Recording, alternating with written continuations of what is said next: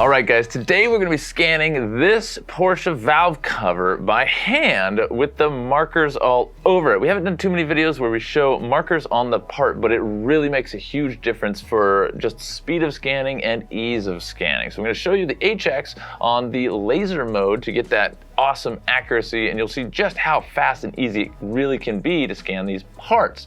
And then we're gonna go into Geomagic Essentials and get some basic measurements and create some native CAD shape. So basically, we're gonna go into Geomagic Essentials, create some cylinders and some planes, and make those importable directly into something like SolidWorks or Fusion 360 or any other CAD program. Makes it really, really slick and easy, and it shows you deviations and things like that. So there's a lot of uses for it in reverse engineering, but this is gonna be fun. Let's get right into it.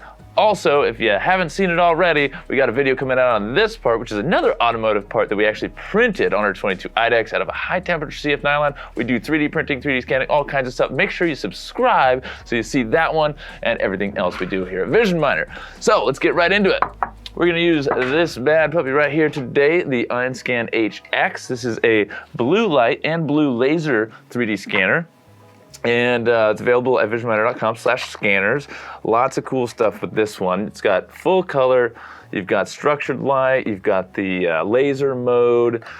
The one thing this doesn't have is an automated turntable. You really need the Pro HD for that. If you want to automate small parts, about under the size of a basketball, and that's all you're doing, consider the Pro HD. But overall, right now in 2022, it's January, February? This is really my favorite and the most dynamic one of the bunch. So let's go right into here, and I'm gonna open up the HX scan software. By the way, if you wanna scan people, the H is the one you'll want. So if you're not sure and you're like, what scanner should I get for my application? They're all different. Give us a call, shoot us an email. We're happy to help and get you set up with the right program and right software and right hardware, which is really the crux of it all. I'm gonna create a new project group, and medium detail, you can go all the way down to 0.05 millimeters on this thing. Absolutely nuts. Low is considered 1 millimeter point spacing. Let's do half a millimeter. That'll be fine for this video, just to show you how it goes. I'm gonna hit preview once.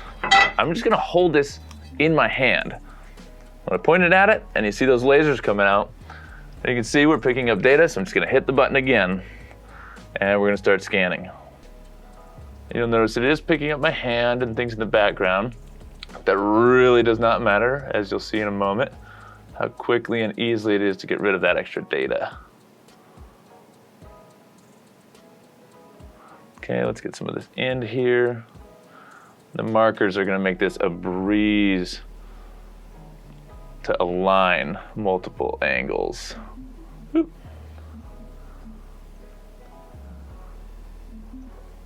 There we go here. All right, now let's clean up that data real quick. And the way I'm gonna do this, look at that. I'm just gonna select a little bit of that. I'm gonna hit connected domain. What that's gonna do is it's gonna select everything that's nearby, and then I can invert and delete everything that's not part of it.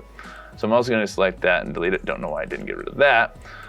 And then I'm gonna just get rid of the big chunk over here, delete that, let's get rid of a little bit more of that, a little bit of that, and all right, there we go. Let's delete that. Now we got mostly just the part, so I'm gonna hit apply edit. And then I'm just gonna go straight into it with the other side. I'm going to make I'm gonna generate my point clouds first. I'm gonna create a new project group and go straight into the other side. So here we go. Picking up data, and I'm just gonna start paintbrushing.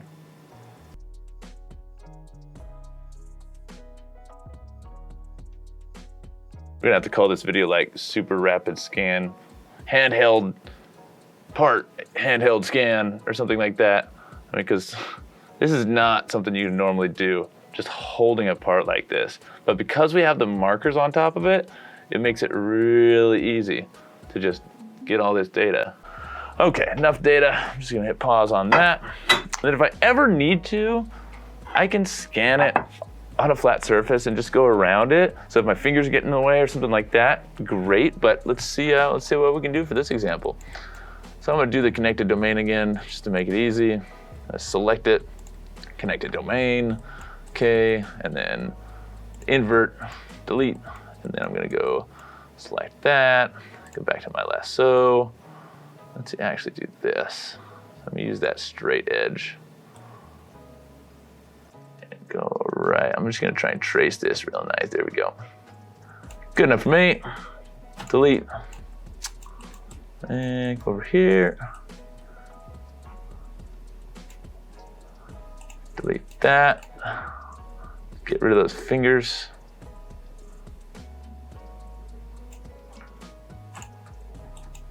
We're going to generate point clouds. All right, I've got my point clouds generated. I've got both of the scans, but now I need to align my scans. It's easy as this. Click one, click the other one, go by feature and apply. Didn't work at all. So instead we're gonna go by markers and apply. And bada bing, bada boom, that's how easy it is.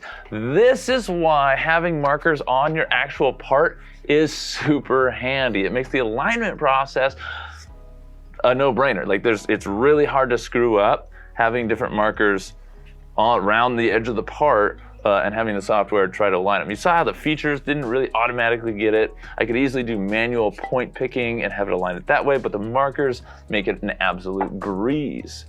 So now that we've got that all lined up, I'm gonna hit next and exit. And then I'm gonna go into this one and actually delete some of this extra data because I don't need that. See how I can still work on this after I've done, the alignment and everything else. I'm gonna apply the edit and we're good to go. Oh, here we go. All right. Select both of them and I can get rid of my markers. And then the next step, I can actually close up those markers if I want. So I'll show you that real quick. But for now, the next step is hitting mesh model. Okay, here we go. We got our mesh model. And as you can see, it filled in all those holes. Looks like I left a little bit of data there and there. Shouldn't really matter, but if I was gonna print this straight up, this is ready for printing if I just cleaned up some of that data. And looks like this point, oh yeah, that's actually there. That is actually there. And these are 0.5 millimeter spacing. So, if I wanted greater detail on these areas, I could get it, but it's still picking up. I don't know if you can see that on cam. Like the combination there. Let's get true to size. Yeah, look at that. So it got a lot of detail. It's not picking up that. Now, if I went down to 0.05 millimeter, you could probably get some pretty good detail with that. I think I'll save that for part 2 of this video. Make sure you subscribe and like this video and share it if you're enjoying it. Thanks for watching, by the way. I love you guys. All right, moving right along. I don't want this water type, but I'm going to confirm and save it out so you guys can download it off our website. Give you an STL. Apply. I'm gonna save that out. You can check out visionminer.com/scanners, go to the HX page, and we should have that sample available for download, along with a bunch of other ones. So if you want to check out data that has been coming off these scanners, I got a ton of examples on the website, so you can see it all, along with all the documentation. I'm going to have it fill the holes. Actually, you know what? I'll show you what it's like when I don't fill the holes. Remove small, spikes and everything. Okay, apply. And then once this meshes, the great thing about this software, when you buy it in the red bundle, which is like just a little bit more for the cost, you can directly go into Geomagic Essentials straight from this software. So you'll notice it didn't fill anything else in. It did a pretty darn good job with all that data.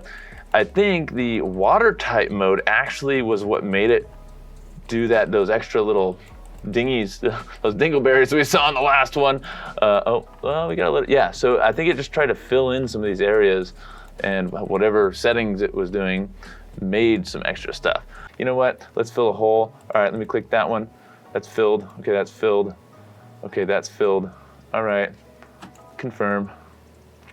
Done, nice and filled. Easy as pie, but let's go into Geomagic. So, Mesh Doctor, nope, don't want to use the Mesh Doctor. Actually, you know what? Let's just use the Mesh Doctor. I'm gonna hit it. And the mesh doctor is basically just going to clean up the scan, little triangles, little non-manifold edges, and things of that nature to make it a lot better. As you can see right here on the screen, everything is zeroed out. Before, well, you saw the numbers before.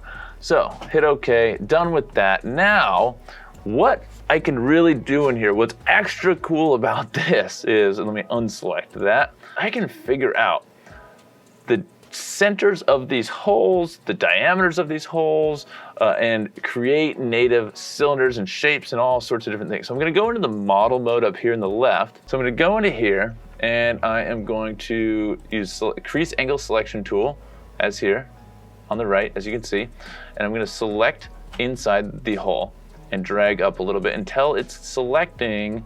So I can go all the way up until it selects the whole part. I can go down until I just want the cylinder. Now I'm going to go to the right in the model section, and I'm going to select cylinder and best fit. So it's going to fit a cylinder to the region that's selected. I'm going to hit best fit, and then I'm going to say datum label A, cylinder 1. It's going to show me deviations. I'm going to hit apply.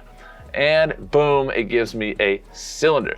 Now it tells me that the actual cylinder is, well, actually I'll show you the measurement here in just a second, but I can change. This is off by 0.5 millimeter. That's pretty awesome. And it shows you the heat map of it all throughout the entire thing. And it also like got the top and the bottom. So like that's the entire depth of that cylinder. Dude, and I can just do that. Let's go do another one. All right, so I got my cylinder there. I'm gonna go into this one. I'm gonna select that one, drag up a little bit. Okay, cool, that should be good enough. Cylinder, best fit. Datum label B. Cylinder 2, apply.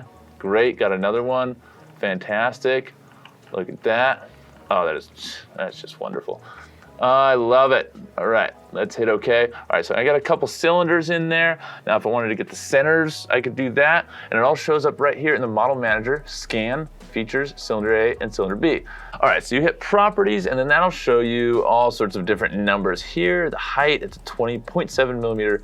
So it's probably a 20 millimeter hole and a 9.14 millimeter diameter hole. So it's probably a 9 millimeter hole. You know, humans designed this.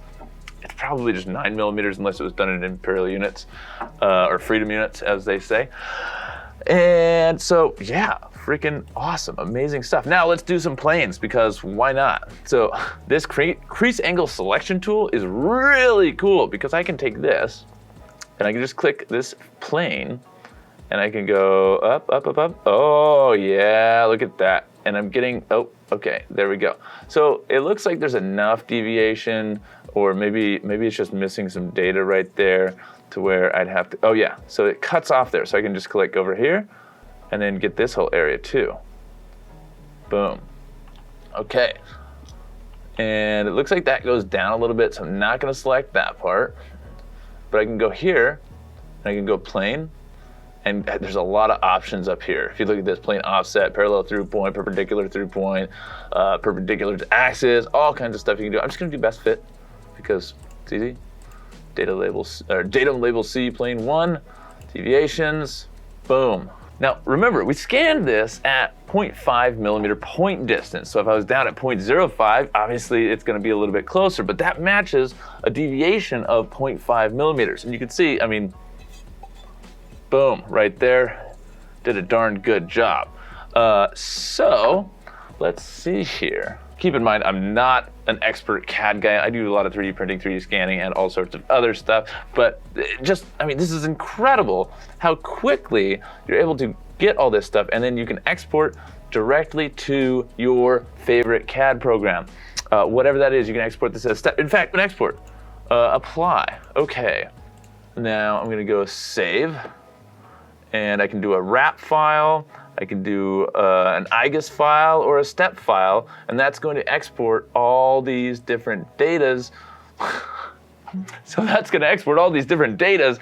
You get the idea. If this is kind of stuff you need and you're looking to reverse engineer parts, then this is a really great software. If you're using something like Rhino and you're already an expert, or even, I mean, there's a couple, the ZBrush and whatnot, that handle big mesh files really well, then great. But if you're in SolidWorks, or in Fusion 360 and you plan on doing huge scans with millions and millions of points, those programs generally have a hard time with larger point clouds. If you're doing smaller stuff and you can simplify them and like really, decimate the meshes, then you might not need this software. But if you want to do a lot of big points and you want to reverse engineer it quickly and easily, then this is definitely something to consider.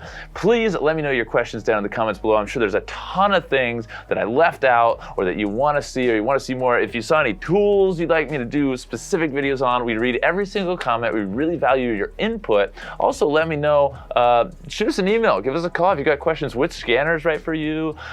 We will do a live demo with you over video chat, wherever you are in the world, no problem. My job is to make sure you get the right thing before you actually buy it. So don't hesitate, just give us a call today, shoot us an email. We're here to help, and we sell 3D printers, 3D scanners.